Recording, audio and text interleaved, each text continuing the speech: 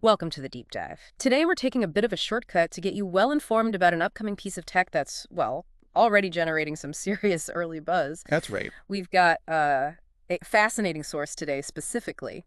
Excerpts from Tecno Pop 13 price in Singapore, full specs my Fusion mogul. Mhm. Our mission really is to unpack everything we can glean about this device, highlight the truly interesting bits, and maybe solve a few riddles.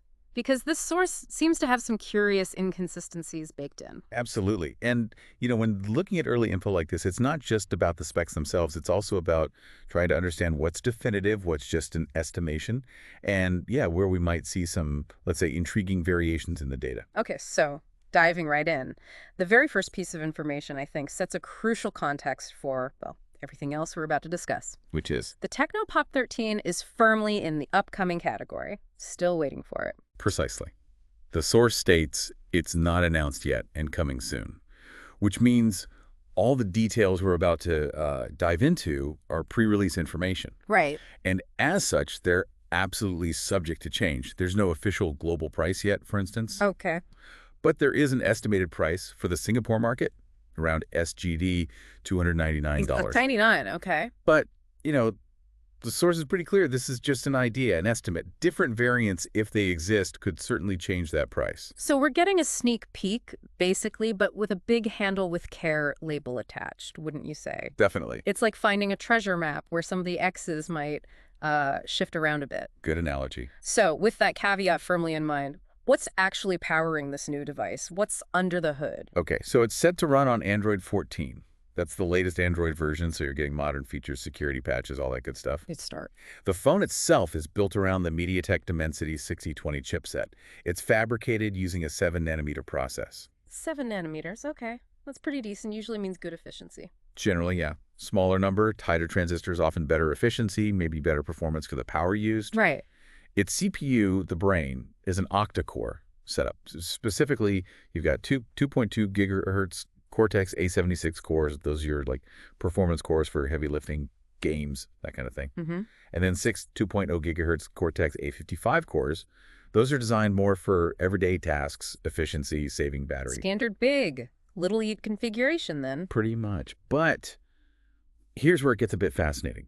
A small detail, but potentially significant. Oh. While the chipset is clearly listed as MediaTek Dimensity 6020, Yeah. the GPU, the graphics processing unit, it's listed as Adreno. Wait, the Adreno. Hold on. Adreno GPUs go with Qualcomm Snapdragon chips, don't they? Not MediaTek. Exactly. Yeah. That's the puzzle. Yeah. It's like finding, Ford engine parts in a Chevy spec sheet. It's highly unusual. So is that even possible? Or are we almost certainly looking at, like, a typo or an early data mix-up? It's almost certainly an error.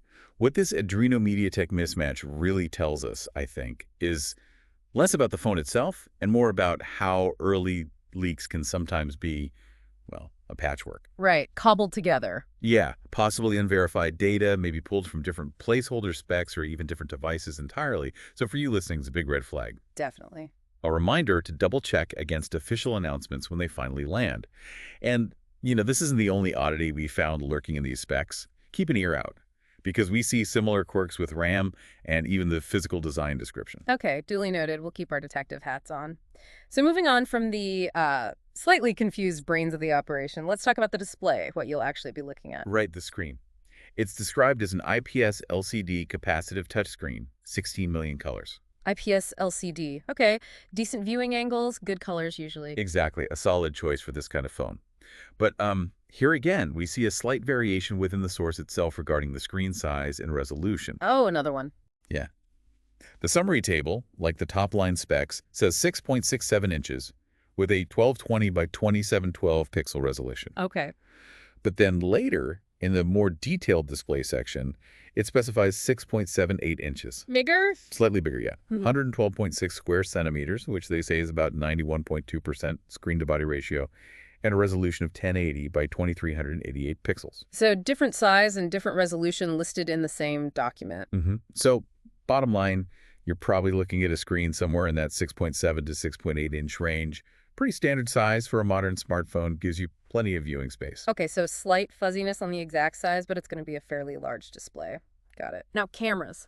always crucial. How does the Tecno Pop 13 stack up here, according to the source? Well, the main camera system sounds quite robust, actually. It's listed as a triple setup, Okay. featuring a 50-megapixel main sensor, a 13-megapixel sensor, probably ultra-wide, though it doesn't specify, and another 50-megapixel sensor. Maybe telephoto, maybe depth. Yeah. Hard to say for sure from just the number. Interesting. Two 50MP sensors. Yeah. It supports features like dual LED, dual-tone flash, HDR, panorama, pretty standard stuff. And video. For video, the main camera can record at 1440p, that's QHD, at 30 frames per second. Okay, decent. What about the front camera? Selfies, video calls? For that, there's a single 20-megapixel front camera. But here's something interesting. Yeah. This selfie camera actually boasts some pretty impressive video capabilities itself. It supports 4K video recording at 30 fps. 4K from the front camera. Yeah, and 1080p at 30 fps too. Plus, it includes gyro EIs. Electronic image stabilization. Right, which basically uses the phone's motion sensors to help smooth out shaky handheld video. Makes it look much more professional. That 4K selfie video capability, that could be quite a standout feature for a phone in this expected price range. Yeah, that is pretty impressive for a front-facing camera, honestly, especially if that SGD 299 estimate is anywhere near accurate. Okay, let's switch gears. Storage. How much space will you actually have for apps, photos, all that stuff? And crucially, what about the RAM, the phone's working memory? So storage-wise, you'll find 128 gigabytes of internal storage on board. 128 GB. Okay, pretty standard base these days. It is. And if that's not enough, there's good news. It also includes a dedicated micro SDXC card slot. Oh, dedicated. Nice. So you don't have to choose between a second SIM and more storage? Exactly. That's a definite plus for a lot of users. Yeah, well, Connecting this back to the bigger picture and our theme of inconsistencies, here we go again. we encounter another interesting discrepancy when it comes to RAM. Let me guess. The summary says one thing, the details another. You got it. While the main summary line suggests 12 GB RAM, 12 gigs. Okay. the detailed memory section explicitly states 8 GB of RAM. Aha. Our second major riddle after the GPU. This RAM mystery. It's not just a number, is it? No, not at all. I mean, 8 GB versus 12 GB can make a real difference in how smoothly the phone runs, especially with multitasking, right? Absolutely. For you, the listener, that difference could mean smooth sailing with lots of apps open, or potentially hitting frustrating slowdowns, especially as apps get more demanding over time. So this discrepancy, it's more than just a typo, potentially. It points to maybe different versions being tested or specs not being finalized. Exactly that. In my years tracking these sorts of pre-release specs, RAM and battery details are often the very last things to get locked down. Right. It can feel like a game of whack-a-mole trying to pin them down definitively until the actual launch event. Okay, so RAM is another question mark. Speaking of things changing, let's talk about the physical device. The build, the feel, what's it made of? How heavy is it? Right. The phone apparently weighs 192 grams. Pretty average weight. Okay. Its construction details are listed as, well, quite interesting. It features a glass front, protected by Gorilla Glass Victus Plus DIN. Victus plus pull. Okay, that's strong glass. Yeah, pretty high-end protection. And a glass back, also with Gorilla Glass Victus Plus DIN. Front and back. All framed by aluminum, so sounds quite premium in terms of materials. It does. Any water resistance. It comes with an IP53 rating. IP53. So some dust resistance and protection against light splashes, like rain. Not submersible. Correct. It's not completely defenseless against the elements, but you wouldn't want to take it swimming. Fair enough. But you said the details were interesting. Was there something else? Ah, yes. Here's where it gets really interesting. Perhaps the most surprising detail in the entire source. Okay, lay it on me. The source explicitly describes the build material like this. Glass front, Gorilla Glass Victus Plus, folded. Right. Plastic front, unfolded. What? Read that again. Folded. Glass front, Gorilla Glass Victus Plus, folded. Plastic front, unfolded. In the description for the Tecno Pop 13, my jaw just actually dropped a little. That sounds like language used for a foldable phone. Doesn't it? Just this folded and unfolded terminology is, I mean, it's highly suggestive of a foldable design. That's that. The Tecno Pop, that line is usually their budget-friendly series. And the estimated price, SGD $299, is nowhere near typical foldable territory. They're usually super premium, expensive devices. Exactly my thought. It just doesn't seem to align. So this makes it either an incredibly intriguing and potentially unique design element for a budget device, maybe some new kind of hinge tech, or Far more likely, it's a significant copy-paste error in the source material's description. Maybe placeholder text accidentally left in from a different phone's spec sheet? That seems plausible given the other inconsistencies we've seen. It does. Yeah. But still, it's truly a head-scratcher. It could hint at something groundbreaking we just Right. aren't expecting, or it's just noise in the data.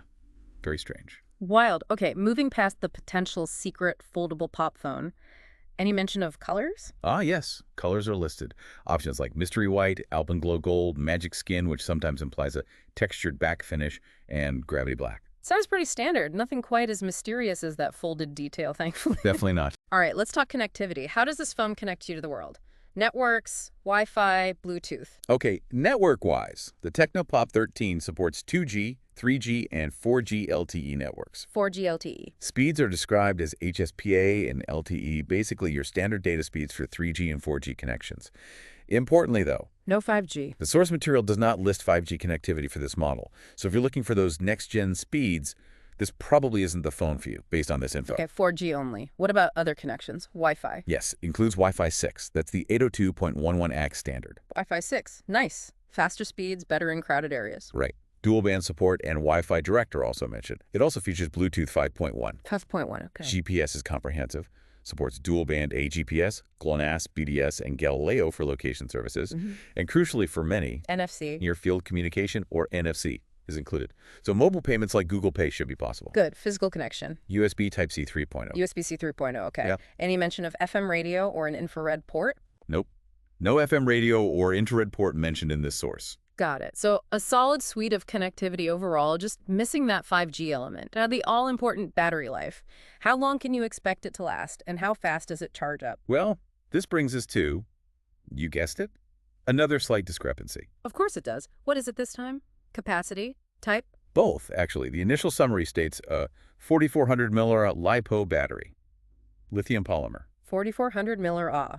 However, the more detailed battery section later on specifies a 4,300 mAh Li-ion battery, lithium-ion. So a 100 mAh difference in capacity and a different type of lithium battery chemistry listed. Correct. Now, for you, the listener, LiPo batteries generally offer a bit more flexibility in shape and are very common now. Li-ion are the more traditional type. A 100 mAh difference isn't massive in the grand scheme of things. But it's another inconsistency. It is. It just reinforces that handle with care label we talked about. Yeah. The exact specs seem a little fluid. Fluid is a good word for it. What about charging speed? The device is listed as supporting 15W wired charging. 15 watts. Okay, not super fast by today's standards, but probably fine for overnight charging. Right, there's no mention at all of wireless charging capabilities. Expected at this potential price point, I suppose.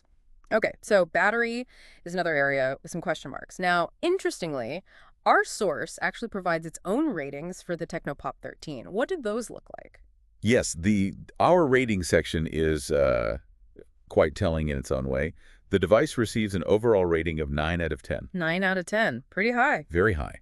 And what's maybe even more noteworthy is the consistency. Mm-hmm. Almost every specific category, design, display, camera, features, connectivity, usability, performance, and battery, also receives a 9 out of 10. Wow, straight 9s across the board, practically. That seems almost too consistent, doesn't it? Especially given the discrepancies we found. It does raise an eyebrow, certainly. It could mean they think it's just a very well-balanced phone, or perhaps the rating system isn't capturing the nuances or potential issues we've unearthed.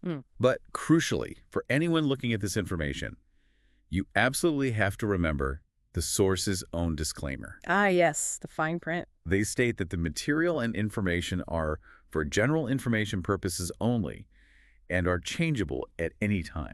Which basically underscores everything we've been saying. These are early indications, maybe even guesses in some places, and nothing is set in stone until Tecno makes an official announcement. Precisely. Treated as a potential preview, not a guarantee. So let's try and wrap this up. What does this all mean? We've taken this deep dive into the Tecno Pop 13 based on the early info available from this one source. And, on the surface, it looks like potentially a promising device. Android 14, seemingly strong camera specs, potentially premium build materials. There are definitely appealing aspects mentioned. But it's also just a perfect example of why these deep dives are so important, isn't it? We've uncovered some really intriguing, frankly weird inconsistencies. Wow. The RAM difference, the battery specs varying, that very strange GPU listing. And of course, the truly curious folded display description. It's like trying to assemble a puzzle with some pieces that clearly belong to a different box. Absolutely. And the value here, I think, isn't just about memorizing the potential specs. It's about understanding how information about upcoming tech gets presented, often messy and incomplete, and learning where to look for those nuances, those potential red flags. Right. It teaches you to be critical of early leaks. Exactly. For you, the consumer, or just someone interested in tech, it really highlights the need for a discerning eye when you see these kinds of pre-release reports. Don't take everything at face value. So here's a final thought for you, our listener, to maybe mull over. Given all these early details, and especially the significant, sometimes baffling discrepancies we've uncovered today, what does this whole exercise reveal about the nature of the information we consume in this super fast-paced world of technology? And maybe more importantly, how truly discerning do we need to be as consumers or just followers of tech before we form an opinion or, heaven forbid, make a purchase decision based on leaks like these? Hmm, that's a great question to ponder. Keep exploring, keep learning, keep questioning those sources, and we'll see you on the next deep dive.